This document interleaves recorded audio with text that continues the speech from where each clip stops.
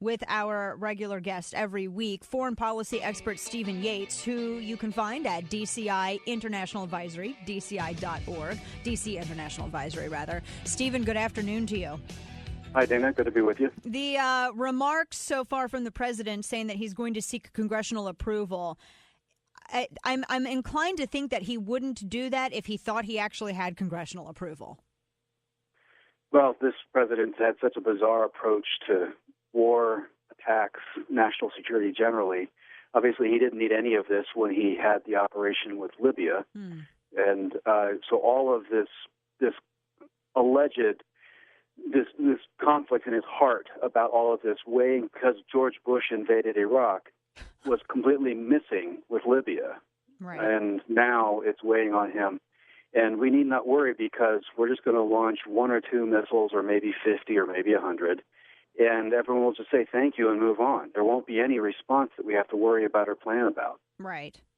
No. And this idea from the left that this president seeking congressional approval is the first time any president, that the way that they're reacting to this is that no one else, Bush nor anyone before him, ever sought out congressional approval before getting involved, Stephen.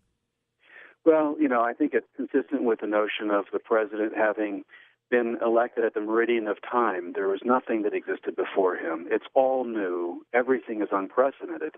And, it doesn't matter that George Bush was added a 16th and was trying to add a 17th United Security Council resolution, which, by the way, didn't have any impact on Saddam Hussein. But we've had 0 on Syria.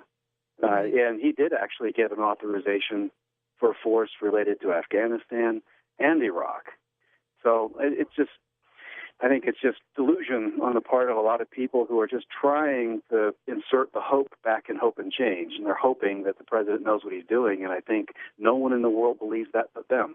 Well, yes, this remarks that we've seen from the administration, this is going to be a limited engagement. We're not going to have a boots on the ground. Do you believe them when they say that this is going to be limited, that there's nothing greater going to come from just strategic limited missile strikes? I believe that is what they intend, but I think only an ignorant person could really believe that. I mean, this is a civil war that's gone on for 2.5 years. Why would it all of a sudden just stop? And the foreign fighters that have flooded the zone, why would they all of a sudden say, oh, this is no fun anymore, let's pack up and go somewhere else and fight? Right. And why would their terrorist vanguard and Hezbollah say, yeah, let's leave Israel alone, because that would be a real pain for America, and they've been so nice to have this surgical strike and leave. Yeah, there's nothing. I just, we've talked about this before, how I really have felt like for a long time coming that certain entities have been baiting us to get involved into Syria, because really when you think about it, I'm not, Stephen, and I know that you aren't either, and neither are millions of Americans out there, really jazzed about arming one of the very entities that, here we're coming up on the observance of 9/11, one of the people who made 9/11 what it was, Al-Qaeda, and here we're discussing arming them and fighting on their behalf by lobbing some missiles over. I just don't see how the president is going to be able to make any case for this. He does not have public support. What do you anticipate being the end result of this? Well, I worry. We've heard John Boehner, the great Republican leader on Capitol Hill, offer his concession speech, preemptively, of course. And I don't understand why any Republican is obliged to vote for an undefined mission, an implausible or no strategy whatsoever. Syria is not an isolated case of conflict. You have an entire region in turmoil. The enemy is Islamism. Its allies are Iran. Its enabler is Russia. We need to have a broader approach. You either need to step up or step back. John Kerry said that this is the Munich moment for the United States. Well, how... I'm sorry, I just haven't listened to John Kerry since 2004. Right. Well, and I thought it was kind of a very false analogy that he was making there. John McCain kind of surprised me because, correct me if I'm wrong, Stephen, back during 2008, he was against waterboarding. He was against enhanced interrogation, as it were. He was very critical of that. There were several things on which he kind of went Cindy Sheehan on and was at odds with Republicans. And now he's the biggest Republican voice out there for going to war. He doesn't want just missile strikes, as you know. He wants full-on boots on the ground. Let's go to war. I can't, which obviously isn't a popular approach with the base. What do you make of John Kerry trying to push everyone to a kind of war hawk stage? And am I wrong in that this is really at odds with what he was campaigning on in 2008? Oh, yes. This is completely at odds. But for John McCain, switching positions and not necessarily being moored in one party or the other is basically common now.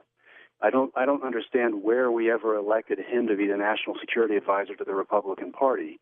He's not even in a leadership position on a relevant committee anymore.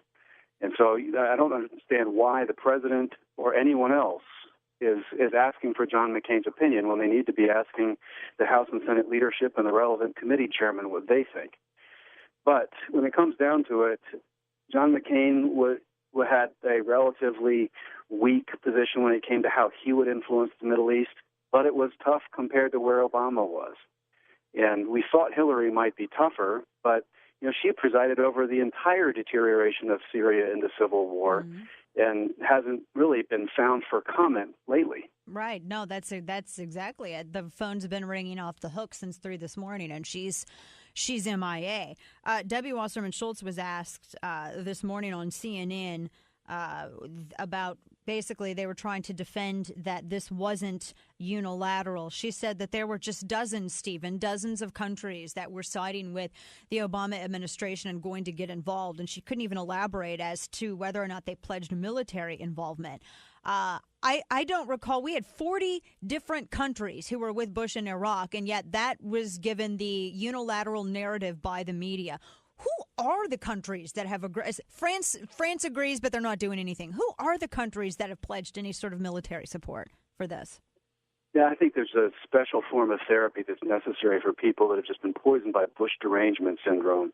They hated him so much, and they came to believe so many wild and fantastical things about him and the world that he supposedly had broken.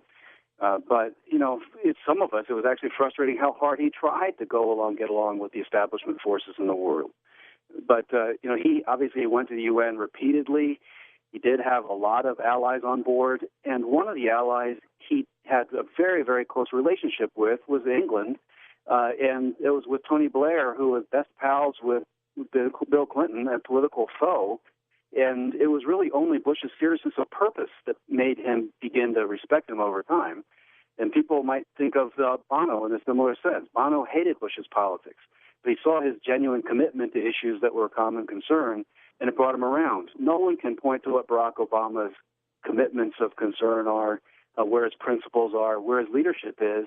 If he had had any leadership, he would have been building support in the United States for the last 2 years for taking action. Yes. He said Assad must go 2 years ago. He wrote the red line a year ago. Why did they start planning last weekend for what they're going to do now? Oh, gosh. If he'd done a little bit more, Cameron wouldn't have been caught off surprise and wouldn't have basically been forced to walk the plank in British politics on his behalf. Is this just to cover his own backside, the president? I honestly don't believe he has a foreign policy. I think this is all about his political image. He laid down the red line. It's humiliating to him personally. So I think the queen of our country, Valerie Jarrett, said something has to be done. Yeah, there you go. Gosh, I just think that this is going to turn into something much worse than it appears to be now. Stephen Yates, foreign policy expert, former advisor to VP Dick Cheney. Always a pleasure, Stephen. Let's hope for the best and probably get the worst. There it is. Thanks very much. Take care. All right, folks, we have your